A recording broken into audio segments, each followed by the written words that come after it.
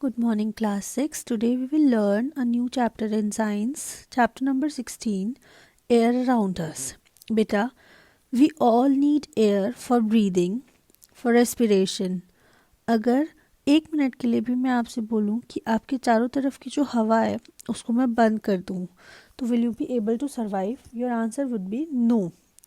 हम एयर को देख नहीं सकते, लेकिन हम एयर के बिना सर्वाइव भी नहीं कर सकते, ज़िंदा भी रह नहीं सकते. हमें एयर सारी जितनी भी एक्टिविटीज़ हम करते हैं उन सारी एक्टिविटीज़ को करने के लिए नेसेसरीली रिक्वायरमेंट है. अगर आप एयर को देख नहीं सकते हैं तो आपको पता कैसे चलता है कि एयर हमारे चारों तरफ प्रेजेंट है? एयर की प्रेजेंस हम उसकी ब्लोइंग से, जब वो चलती है, उससे पता करते हैं. एयर जो है वो गैसेस का मिक्सचर है. उसके अंदर बहुत सारी अलग अलग गैसेस प्रेजेंट होती हैं, जैसे nitrogen, oxygen, carbon dioxide, water vapour. ठीक है. एयर को हम अपनी लाइफ में, डे टू डे लाइफ में बहुत सारी डिफरेंट एक्टिविटीज़ करने के लिए यूज़ करते हैं. चलिए आगे हम एयर के बारे में और बहुत सारी चीज़ें पढ़ते हैं. एयर एक कलरलेस, जिसका कोई कलर नहीं है, ऑर्डरलेस, जिसका कोई स्मेल नहीं है, और टेस्टलेस, मतलब जिसका कोई टेस्ट नहीं है, वो मिक्सचर है गैसेस का, जिसकी वजह से ना तो हम उसको देख सकते हैं, ना हम उसको टच कर सकते हैं, ना हम उसको स्मेल कर सकते हैं, और ना हम उसको टेस्ट कर सकते हैं. हम सिर्फ उसकी प्रेजेंस फील कर सकते हैं. कैसे? जब हवा चलती है तो जो हमारे आसपास हल्की चीज़ें होती हैं वो मूव करती हैं, जैसे पेड़ों की पत्तियाँ. जो कपड़े हमने छत पर सुखाए होते हैं, सूखने के लिए जब हवा चलती है तो वो हवा में उनके साथ झूलते हैं जिस डायरेक्शन में हवा चलती है. जब आप फ़ैन को स्विच ऑन करते हो तो आपके रूम में जो कर्टेन्स होते हैं, पर्दे होते हैं, वो भी मूव करते हैं. आपके हेयर्स हो गए, बुक के पेजेस हो गए, न्यूज़पेपर हो गए, मैगज़ीन हो गए, वो सब उड़ना शुरू कर देते हैं जब हवा चलती है. जैसे आप एक बलून फुलाते हो, या फिर आप जो साइकिल का टायर होता है उसमें हवा भरते हो तो वो फूल जाता है. ठीक है. आप हवा में पतंग उड़ा रहे हो. किस वजह से उड़ा पा रहे हो? क्योंकि जो हवा चल रही है वो उसको सपोर्ट कर रही है. There is air all around earth. हमारी अर्थ पर चारों तरफ एयर बहुत सारे अमाउंट में प्रेजेंट है. हमारे चारों तरफ हवा का जो एक घेरा बना हुआ है, या अर्थ के चारों तरफ हवा का जो घेरा बना हुआ है, उस घेरे को हम बोलते हैं एटमॉस्फेयर. अब यहाँ पर हम सबसे पहले एक एक्टिविटी के बारे में स्टडी करेंगे, जहाँ पर एक पिन व्हील बनाएंगे, और पिन व्हील के थ्रू हम पता चला पाएंगे कि एयर जो है वो किस डायरेक्शन में मूव कर रही है. सबसे पहले आपको क्या करना है? पिन व्हील बनाने के लिए आपको एक स्क्वायर शेप पेपर लेना है. उसको आपको 4 पीसेस में कट करना है. आप जैसे पिक्चर में देख पा रहे होंगे, यहाँ पर इस तरीके से देखिए. आप जब उसको 4 पीसेस में कट कर लेंगे तो आपको 1 बाय 1 करके उसे फोल्ड करना है, और फिर जो उसका सेंटर होगा उसके सेंटर में आपको एक पेंसिल लगानी है. ठीक है. पेंसिल लगाने के बाद जब आप उसको एयर में फ्रीली रखेंगे तो वो या तो क्लॉकवाइज या तो एंटी क्लॉकवाइज मूव करना स्टार्ट करेगा. जिस भी डायरेक्शन में वो मूव करना स्टार्ट करेगा, उस डायरेक्शन से ही हमें पता चल जाएगा कि जो एयर है वो किस डायरेक्शन में फ्लो हो रही है. तो इस एक्टिविटी से हमें क्या पता चला कि किस डायरेक्शन में जो एयर है वो फ्लो हो रही है. ठीक है. अब हमें ये तो पता है कि एयर जो है वो मैटर है. तो जितना भी मैटर होता है बेटा, वो सब मास रखता है एंड इट ऑक्यूपाइज स्पेस. क्योंकि मैटर की जो बेसिक डेफिनेशन है वो यही है, anything that occupies space and have mass is known as matter.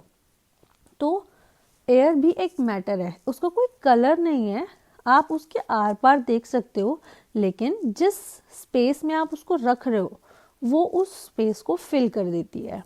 Air एक गैसियस सब्सटेंस है. उसको आप कंप्रेस कर सकते हो. कंप्रेस का मतलब है उसके पार्टिकल्स को आप क्लोज कर सकते हो, क्लोज ला सकते हो. ठीक है. कैसे? आप जब अपनी बाइसिकल में या फिर फुटबॉल में हवा भरते हो तो आप एयर को कंप्रेस करके उसमें फिल कर रहे होते हो. ठीक है.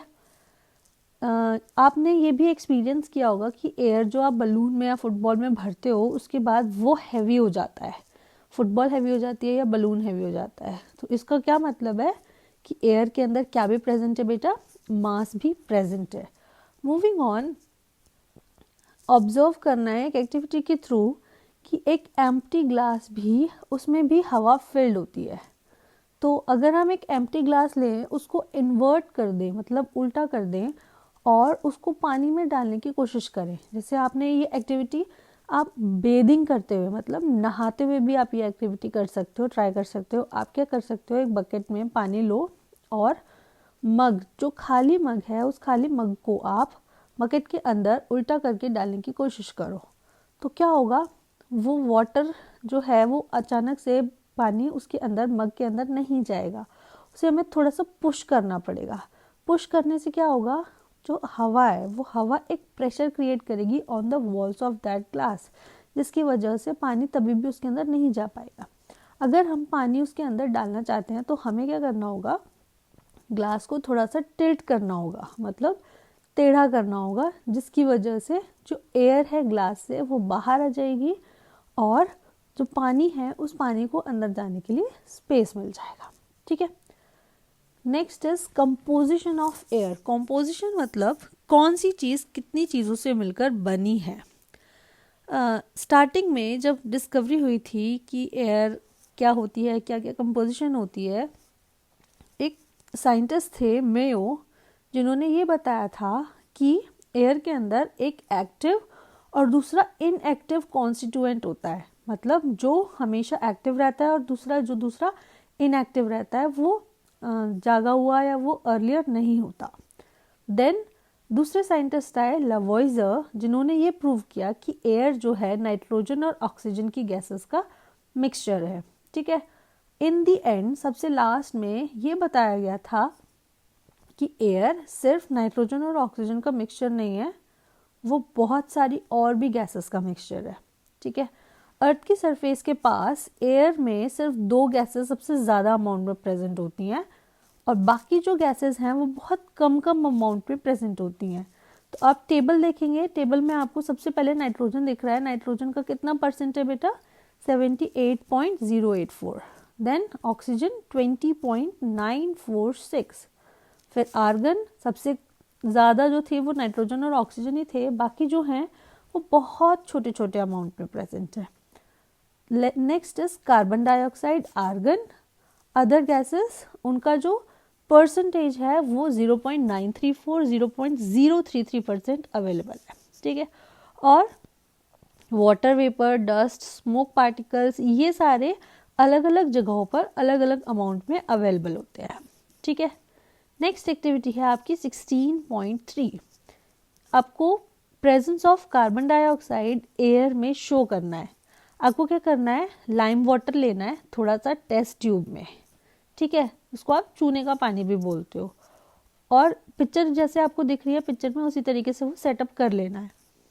फिर आपको क्या करना है, आपको उस पाइप के थ्रू थोड़ी सी हवा उस टेस्ट ट्यूब के अंदर डालनी है। तो हवा में आपको पता है कार्बन डाइऑक्साइड भी प्रेजेंट होता है, तो जो वो लाइम वाटर होगा जिसके अंदर हवा प्रेजेंट होगी, वो लाइम वाटर के अंदर जब आप एयर ब्लो करोगे तो एयर ब्लोइंग की वजह से वो सारा का सारा वाटर जो है वो मिल्की हो जाएगा, क्योंकि जब लाइम वाटर कार्बन डाइऑक्साइड के साथ कंबाइन करता है तो वो उस वाटर को मिल्की बना देता है।